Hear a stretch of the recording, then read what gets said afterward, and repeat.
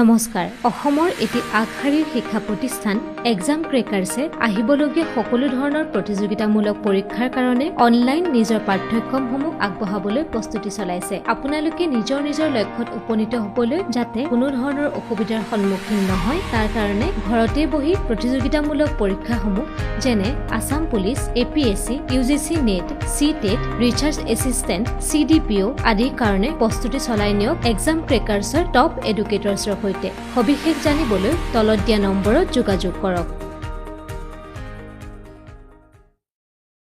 Hello everyone, welcome to Exam Crackers.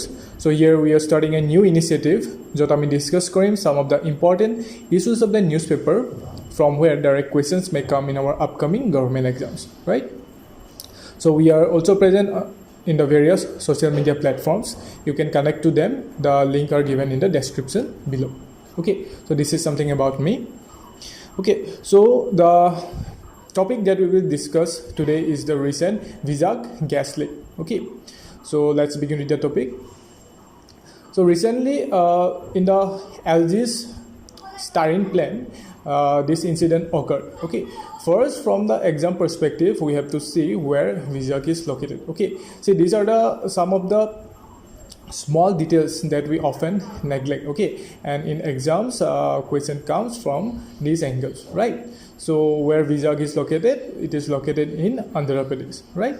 Now in this LG's plant, the gas that was leaked was styrene gas. Okay, so questions may come that which gas was leaked in the recent incident of the Vizag gas plant. Okay, so the nature of the styrene gas is it is flammable. Okay, flammable means jot hunkale jui dhore. Okay, and it is used in the manufacturing of polystyrene, right? Then plastics, fiberglass, rubber and latex. Okay, so it is also found in vehicle exhaust, cigarette smoke and in natural foods like fruits and vegetables, right?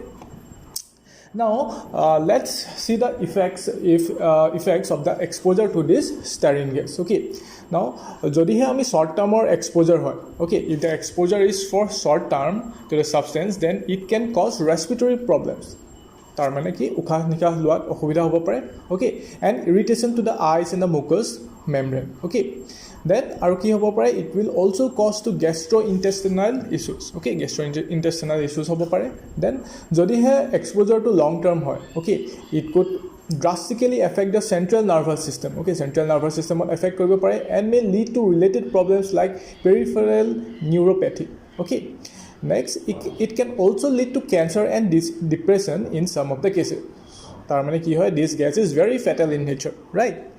Etia your symptoms ki hobo pare, right? Symptoms include headache, right? Headache hobo pare, then hearing loss, fatigue, weakness, difficulty in concentration. Okay, again among the animals, at a recent study poa goise je among the animals these styrene gas, okay, exposure to this styrene gas may affect the liver and kidney of the animal. Okay, tar pisot ki hobo pare, eye and nasal irritation hobo pare from the inhalation or exposure to this styrene gas, right?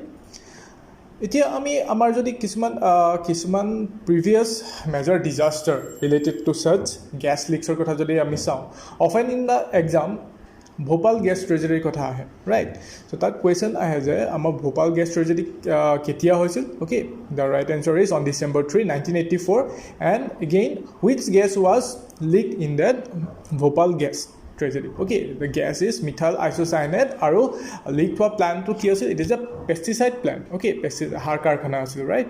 It's a pesticide plant located in Madhya Pradesh. Okay, now right after this incident of 1985, that is right after the Bhopal gas tragedy, the Indian government enacted the Bhopal Gas Leak Disaster Act as a way of ensuring that claims arising from the accident that would dealt with speedily and equitably, right? Apart from that, the Public Liability Insurance Act of 1991 was also implemented, according to which it is mandatory for the industries. Okay, industries are mandatory to get insurance the premium for this insurance would contribute to an environment relief fund to provide compensation to victims of a Bhopal-like disaster.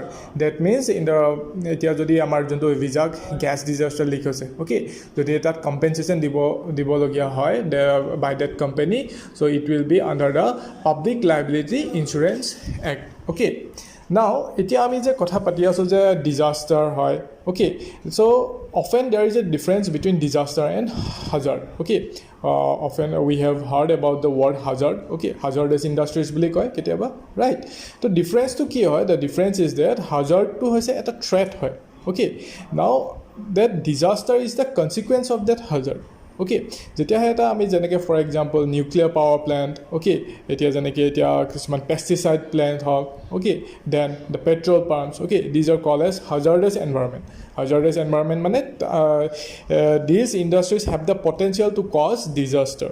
Okay, so eto difference to jana khubei ase, right? So again আমি যদি সামাৰাইজ কৰো তো পৰীক্ষাত কি আহিব পাৰে, the Vizag gas tragedy কেতিয়া হৈছিল on 7 May, right? আৰু কি গ্যাস ইয়াত লিকেজ হৈছিল, স্টাৰিন গেছ, ৰাইট? দেন এছ'চিয়েটেড যদি সুধিব পাৰে আগৰ কথা যে ভোপাল গেছ ট্ৰেজেডি কেতিয়া হৈছিল, তাত গেছটো কি লিক হৈছিল, ৰাইট? এগেইন যদি আৰু অকণমান ডিপলি গৈ যদি কুৱেশ্যন সুধিব পাৰে যে কোনকেইটা legislation enact হৈছিল after the Bhopal gas tragedy বা এতিয়া যে Vizag gas tragedy যোনটো gas tragedy হ'ব, যোনটো compensation হ'ব, হেতু under which act provide কৰা হ'ব.